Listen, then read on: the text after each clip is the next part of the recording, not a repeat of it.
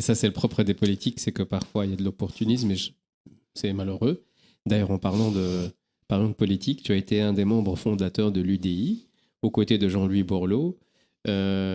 Puis, tu t'en es éloigné. Pourquoi? L'engagement politique a été une très belle expérience. J'ai beaucoup appris. Et puis, je me suis engagé, c'est surtout aux côtés d'un homme. Jean-Louis Borloo est quelqu'un vraiment d'extraordinaire. Mais c'est un ovni. C'est un ovni dans la galaxie politique.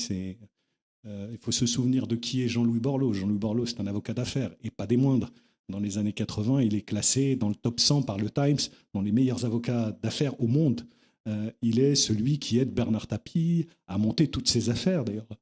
La série Tapie sur Netflix, l'avocat, c'est Jean-Louis Borloo. Et ils n'ont pas gardé le nom, mais c'est Jean-Louis Borloo, son avocat.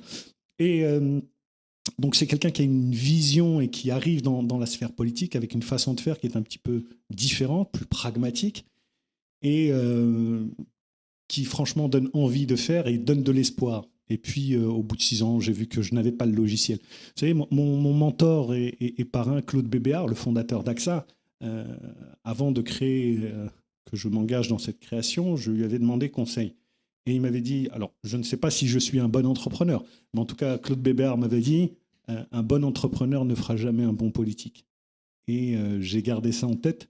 Et jusqu'à aujourd'hui, mais à l'époque, il m'avait dit, donne-moi le nom d'un seul entrepreneur qui ait réussi en politique. Et j'avais eu beau chercher, à part Bernard Tapie, mais Bernard Tapie a été tellement une exception dans tout, j'en ai pas trouvé. J'en ai pas trouvé. Est-ce que tu crois qu'on peut avoir un impact social beaucoup plus fort en étant entrepreneur qu'en étant politicien? Je crois qu'on peut avoir un impact social. L'État ne peut pas tout. Et quand je dis l'État, ça veut dire les élus, les politiques. Mais on ne peut rien sans l'État.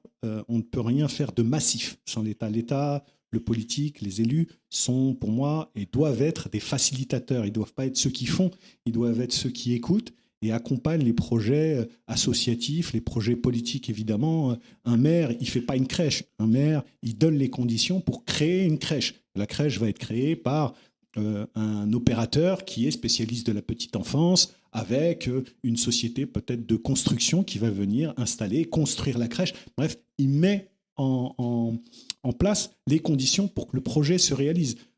Le maire ou le député ou le conseiller régional, il ne crée pas d'emplois. Quand j'entends des politiques dire on a créé des emplois, j'ai envie de leur dire mais vous avez déjà signé un contrat de travail, vous avez déjà remis une fiche de paye à un collaborateur. Vous ne créez pas d'emplois, vous facilitez la création d'emplois. Les emplois aujourd'hui sont créés par les entreprises, accessoirement par les associations, les ONG, mais vous ne créez pas d'emplois, sauf les emplois publics. Mais il y en a de moins en moins qui sont créés, puisqu'il y a de moins en moins d'argent dans les caisses de l'État. Donc, il faut revenir à quelque chose de, à mon avis, aux fondamentaux. L'État ne peut pas tout. L'État doit accompagner les opérateurs qui sont sur le terrain, qui connaissent le terrain et qui ont envie de faire et qui font correctement. Mais il y a une bonne communication aujourd'hui entre l'État et les patrons, entre guillemets, les personnes qui veulent entreprendre, ou il y a un non-alignement?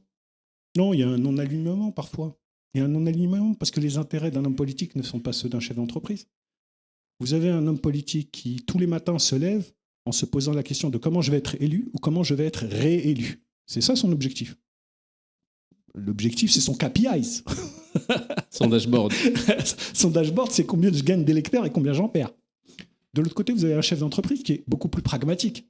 Il a son business à gérer. Je vais investir là. Est-ce que ça me rapporte ou pas?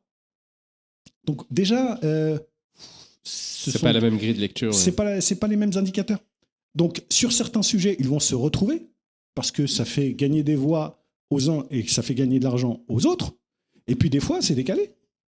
Il y a des projets qui rapportent de l'argent mais qui ramènent pas de voix, ou peut-être même qui peuvent en faire perdre.